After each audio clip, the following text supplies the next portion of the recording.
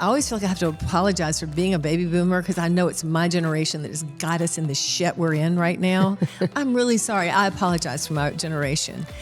I don't know what happened to them because I'm not really going to claim them right now.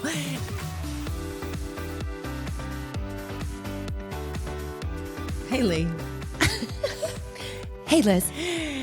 Let's go. Welcome to the podcast, everyone. Yes. How are you today, world of listeners and watchers on YouTube? If you're watching, Liz is ripping her guns in her tank top, and I'm in a cozy sweatshirt as usual. Well, I mean, I was going to put on a long sleeve thing, but You've tanned. I've tanned. I've tanned. And I don't want to get the tanner all over the place. Why don't we just give everybody your tanning ritual? I mean, oh, that's a good point. why not? Well, Let's just get into it. I mean, You look great. I don't tan. I know that. In the sun. In the sun. You don't get the UV, but you get your vitamin D. Oh, I take my vitamin D every single day. We should all be doing that, especially in the winter because we don't get that much sun, and it keeps us well and not getting colds and such. But the tanning thing I do every day, if I have 15 extra minutes, not even 15. You don't. If you have, you make 15 extra minutes. I shower before I work out, more than not. And now, not always, but almost every day, I shower before I work out and tan. And I put the tanner on. Then I throw on like our tight stuff, our workout gear. And as I'm working out and moving my body, I can see in the mirror I'm getting tanner and tanner and tanner. And it's just great. And by the hours we work out, She's golden. I am golden. It's like you've been lying on a I've beach. been in Hawaii. It's all good. So there's my tanning situation. And you play with different tanners. Like you're not sold on one. no. Like our friend Abby is a good tanner, so she'll give you one, and then you'll think that's the best. And then So we you'll carry it in the trade. studio. Whatever I'm thinking the best, we always carry it in the studio. And then we've gotten rid of all of it because now I move on so fast to different ones. And now I'm on this, I can't remember the name of it, but it's only like $19.99 instead of like $50 or whatever. It's a deal. And then also, I think we spend too much money at those tanning spray you naked places. Plus, it's just embarrassing. You're in there, you're naked, you're butt ass naked, and they're like, spread your legs and lean over. I'm like, no, I'm not. It feels really uncomfortable.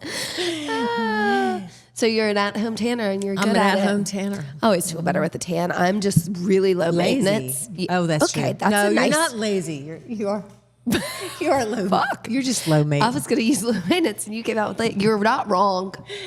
I just am not going to do it. I don't care. You don't care. I mean, I care because I look in the mirror. I'm like, huh? What did you tell me the So other day? pale. You said you do so much face.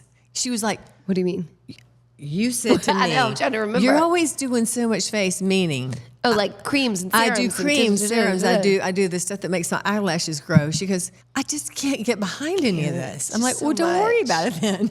But then I worry about it Why? because there's all these expectations about what we should look like and how we should be and all these things. How's that working out for you? Keeping up with Not those great. expectations. Not great. Yeah. Yeah. Not great. Expecting to have long lashes, tan, Without doing the svelte. work. She really wants to be 5'10". I'm not sure how she's going to pull that off. I'd go with like 5'6" at this point, 5'7". Yeah. Well, you know what? You're not going there. I know that ship has really sailed. Yeah. Yeah. But that's what I always try to say to you when you're like, just XYZ. I want to be like, it's so easy for you all the time. We all have priorities, and I choose not to. I don't entertain too much of the expectations because we are going to talk about expectations in just a minute, or maybe we're already doing that. As a matter of fact, if there is an expectation of me, which I'm already that rebel. Yeah. Because I'm trying to write a book. I am writing a book. I'm not trying. I'm in the middle Writing of it. a book. And now I've been given this deadline, and I got this this text message today going, have you hit this deadline? Oof. Oh, she should never. Takes you right on back to third grade. I just went, Pro. I'm sorry. I'll get to it when I get to it. I know. What is that adjective when you're like that? I'm blanking. Like, Rebel? No. Resistant? Yeah. It'll pop in my head a little bit. Anyway. I'll get it, and I will get it done. I'll get it done on time. It'll just be on my time. It'll be on your time. be You on just my don't time. like anybody to tell you what to do. No, there's a part of that, but I kind of know myself now, and I'm, don't. Anyway, let's get not my book stuff. They're right about my book stuff because they are in charge, but I got to write it. So You got to write it. Okay, so you've got your book expectations. We've got life expectations. What brought this along was, you talking about the myths of aging and what we, maybe as a culture or as women particularly, which we can speak to, think that we should say, do, wear, look, feel as we age particularly. And you are, I think, a unicorn of your peer group and haven't strived for. It's a word. Haven't strived for being like everybody else and doing what everybody else. why is would I want to doing. do that? Good I question. did try to do that in junior high, mid school.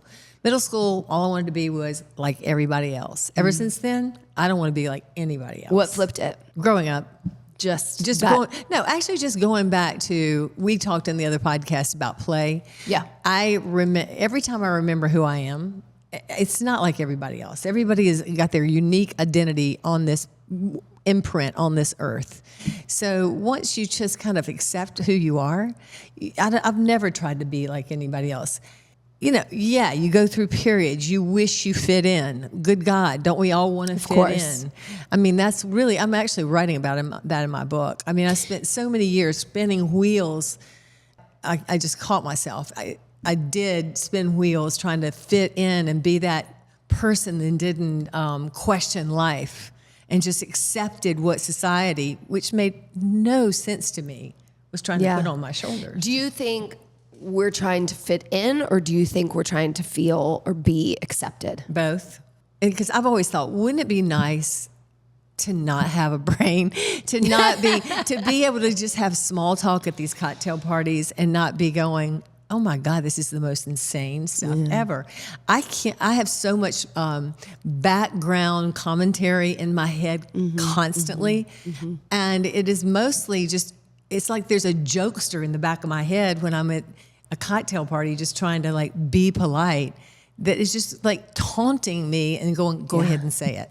I know. You can't. You don't last long at those. I don't. Because I'm trying not to do too small talk. Yeah. I like to question people and hear about their lives and get into it.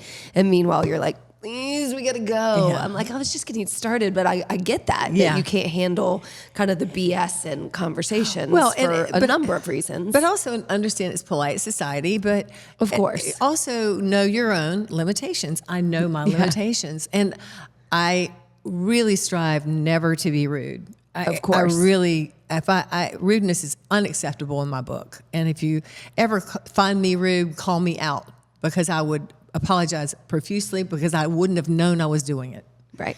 And so I try not to do that. But, the expectations of, let's go back to age for a minute, for instance. Like the expectations of me at 71. Really, let's just go back to 40 or 50. You could go back to 10. Exactly. I mean, there are expectations. It's just throughout your life. every expectation. I remember, what is the other one? Don't we have long hair after a certain age?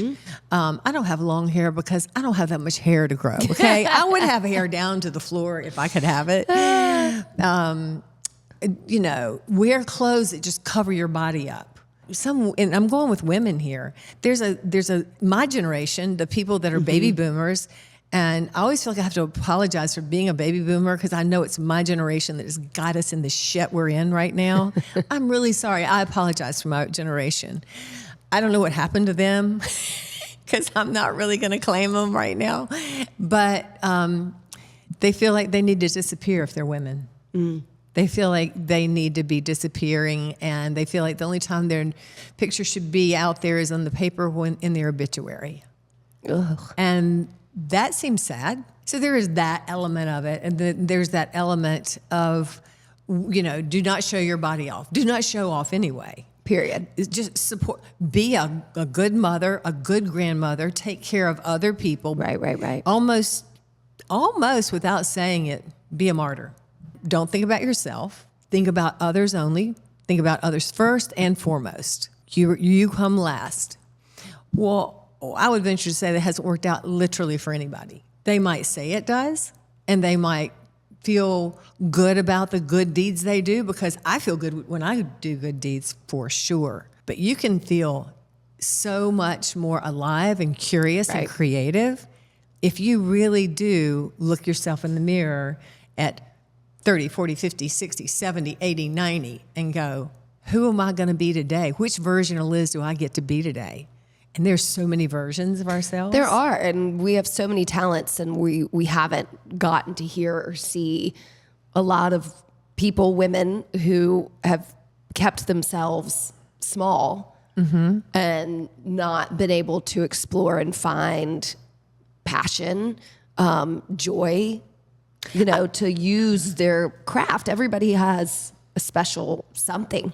I'm going to bring this up, and you can push me like a ant on the ground with your heel. I can't wait. You're not going to like it. No, I know I'm not. You are from a family that wants you to be disappearing. I have watched you not disappear and be shunned for it. And so I don't know how that serves any family dynamic to decide that because the expectations have not been met in a family, to subjugate another member of that family to being shunned.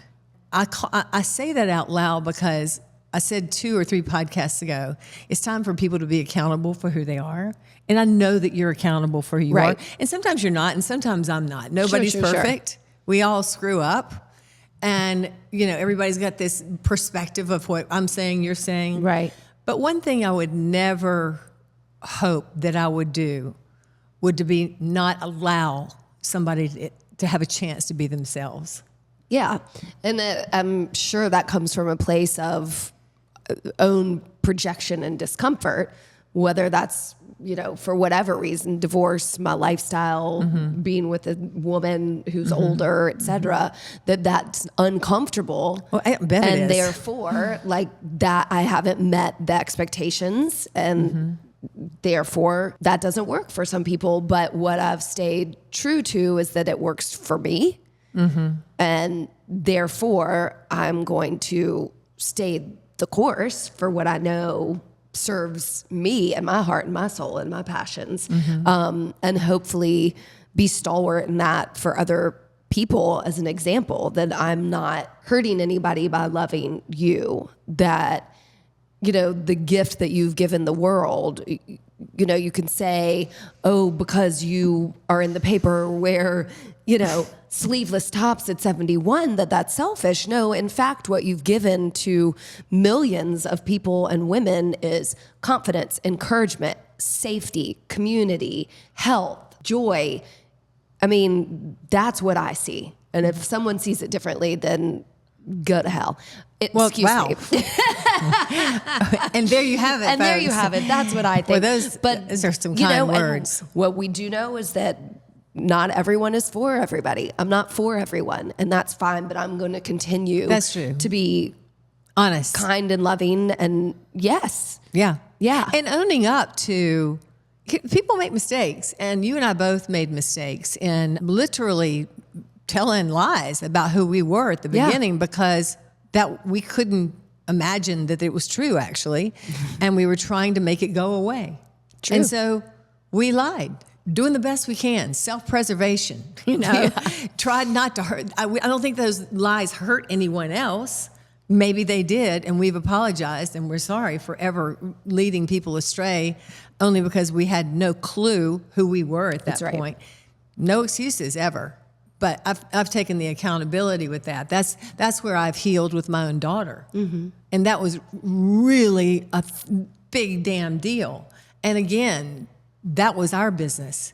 And our business is the hardship that business took on me and on her. It couldn't have been much harder. The joy we bring to each other now couldn't be much bigger. So there's other sides to all of this stuff. And this is why, like right now, I really think it's a time for accountability. And we were asked by a colleague, a friend, not a really an acquaintance the other day, why hadn't you gotten married yet?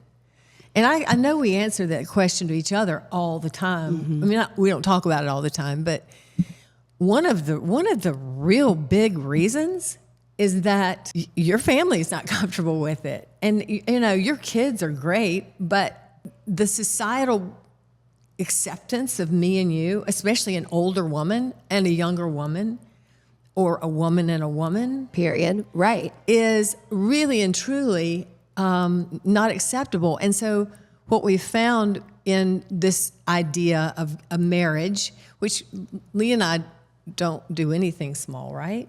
Or maybe it's me. More you. It's maybe me. More you, and I just go don't along see the with. whole. I just don't see the whole justice of the peace being the solution here. I'm not going to some stupid city hall. Oh my God, don't say it like that, because a lot of people have it. That works for them. But there's nothing stupid about it. It's civil and government. But tell me really what. See, that's me putting my foot in my mouth. That's you putting your foot in your mouth. But like really, not for us. It's just not for us. No. I'm questioning you. I would like you to expand on that. Why does that not resonate or feel like what you want to do, going to the justice of the peace? Because it feels small. Got it. It feels quiet. And it feels all the things that I'm not. Okay, so what if I flip it in other directions or ask you differently? What is marriage to you? And so do you live so out loud in your love that you want it to be a bigger thing than just the two of us? Or can you see it as, and I'm not leading the witness, I'm just asking both sides of the coin. I know. Or is it doing something, is marriage between the two of us? And so that union and action can be just between the two of us. Both and. Okay. And here's the and. Yeah, it's really definitely between the two of us, and we're already there. But we just don't have the papers. But I kind of like this new activist role I've taken on. I'm sort of an activist for truth. My new activism stems from the fact that I am now in a minority. First of all, I'm a woman. If you're a woman, by the way, and you haven't figured that out, you're in a minority. Second of all, I'm a gay woman, double whammy. Third of all, I have got friends that are well-meaning, loving, care about me, would do anything for me except support me and in the ways I need to be supported. And that is by accepting who I am through the actions of voting politically for my freedom to choose to be married and to be in a relationship just like they are. Okay. While I feel deeply that way, I also feel deep love for those very people. Will I throw a wedding and let them feel good about themselves for being my friend? No. Okay. That's my answer today.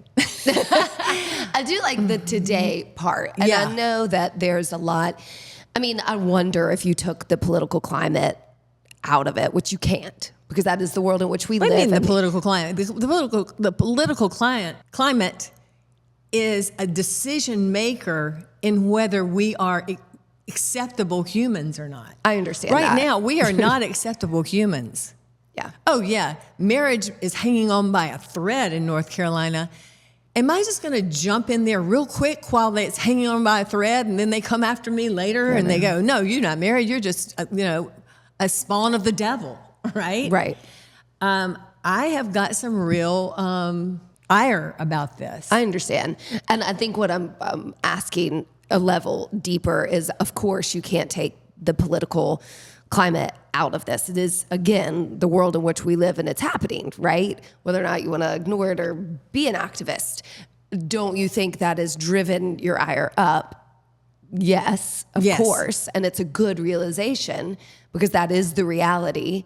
And if you just looked at just like marriage and weddings, I'm kind of trying to differentiate if there's, I'm with you. A feeling that you have about A marriage and a wedding. Yeah. Oh, yeah. A marriage is a marriage. We already have that.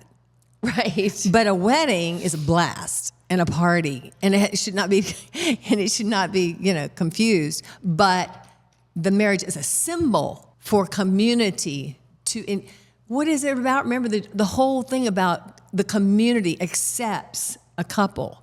What do they say at the end of a service? There's a whole thing, and I can't remember the words exactly. Do you accept this as Mr. and Mrs.? As always, Mr. and Mrs., right? So there's a community acceptance, and I don't feel we have it. I understand. You feel like people accept on the face value, but not in the honest of their hearts and actions. If I knew that a friend of mine could be put down in any way and I had any control over it, I wouldn't be a friend if I didn't help that friend in some way, whether it's a vote, whether it's a meal, whatever it is. Mm-hmm. I've been really exploring this term accountable, and it's because I'm writing this book too. I mean, really, like, where have I not been accountable in my life? And I've kind of been pretty accountable, and I know when I haven't. Right. And if anybody's going to punish me, it's mostly me. Right. But, you can try to punish me more, but it's hard. Yeah. So, yeah. Yeah, I guess I wonder too, what's the difference between someone supporting us as a lesbian couple and not another homosexual couple? I know there are people who would, vote against us or say that homosexuality is a sin and also want or be or act like our friends. Yeah, that's what I'm talking about. That's what they're doing. No, I know, but the why, like how can they, internalize? Well, let's just be honest. Everybody voted their pocketbook. That's pretty much what they do, okay? But I guess it took me being a minority, finally. I always thought I was just fine. I didn't know it was a minority. What? To really get it. I wouldn't have gotten it. I wouldn't have heard it. So, this is not a slam on my friends or anything. I want that to be heard in a way that, let's remember that when we're doing things in life, when we're saying things like, it's just an easy slur about a gay person or a person of color or any kind of an easy thing that might come to your head. Which you and I have done. Which we have done. So we're not... Right. I'm which not we've preaching. Done. Exactly. We do it. We've done the same thing. Let's remember, words have consequences. Words are powerful. Words can come back and kick you in the ass. And they generally do if you do something like that. What I think I'm also exploring is if people know us and love us and therefore can accept us as a gay couple, what if they took that more to heart and understanding that morally beyond just the two of us? In other words, if you recognize we're not harmful, can you take that energy to just the broader spectrum? I wonder. I hope so. Of I think that opinion I think it's a good question. And kind of use us as a fire to go, oh, this isn't... Well, it certainly happened for me. I mean, now that I'm gay, I'm like, I never had any thought at all. I didn't have a positive, a negative. I had no thought. I went, there's human beings in love with each other. They happen to be two men. Great. Awesome. Never had a thought about it. Mm-hmm. But yes, I think that your point is correct. They can take, if you find one same-sex couple, and it's not just same-sex couples. It is people from different countries. It is people of different skin colors. It's people of different religious beliefs backgrounds. that you just believe, they, again, us. othering somebody else. Yo, we're not, there are no us and them. We're all us, all of us. Everybody likes to think we're not. We're not. We're all one thing. We're all one human, one big family of humanity, expressing ourselves with expectations that seem to come and get in the way of logic and love. And love and logic are the same thing. I never thought of that. But love is logical. It's who we are. Mm-hmm. It's that vibration of that. Easier choice. Well, it's just a natural choice. But fear gets in the way. So these expectations that we're speaking of, how do they even get in place anyway? Because Through fear. That's right. Of losing power control. Of otherness, That's being right. other. Like if you, in your legacy of your family, are teaching your children and descendants, this is what we do. The expectation is this, because we need to stay in power, then Here obviously we go again. I'm sweating. We just can't stay out of that can't. valley I of death. I tell you, we have already dropped 2 podcasts because we go right here every time. I know. But Shit. we're not going to drop this podcast. No, this I'm is having too good. much fun. Are you sweating that badly? I mean, You know, it's My because, lips are a little again, sweaty. She's cold, I'm hot. let's get back to the real premise of this podcast. I'm wearing tanner and she's not. When you wear tanner, you can't put all these clothes on. So I have the heat up because I'm that kind of friend. and I'm, going through hot flashes every other second. So yeah, I've already got this you is in to see my working. people. I know. I do have an appointment. We're gonna get after it in this next month or so. Some more blood work, you some just more wait. options. When she So comes wait in to here see. fully hormoned up, Watch. Be ready. Watch out, because I can't keep my head off the pillow most days. No, but that's going to change. I'm sick of that I know shit. that we have changed courses, but one more thing about hormones. Okay. So when we're about every other afternoon, okay, let's just call it what it is. Every afternoon. She goes, I need my menopause nap. Well, the menopause nap doesn't mean Lee needs to lay down. She needs me to lay down so she can lay down on top of me. Yes. And I just lay there. Like, how much longer do we have? And she drools, It's like right up here in the clavicle area. Your clavicle. And I'm like, it's fine. It's fine. I love her so much. Really taking one for the team. Yeah. And I'm trying to reach my phone to see if I can do something while she's sleeping. I can't reach it. And so I just lay there. And it's a nice meditative moment. You have fallen asleep plenty of these times. A couple. I do. But then you wake up and you're like, oh, I feel so much better. I'm like, I'm glad. Me too. That was a nice moment we just had together.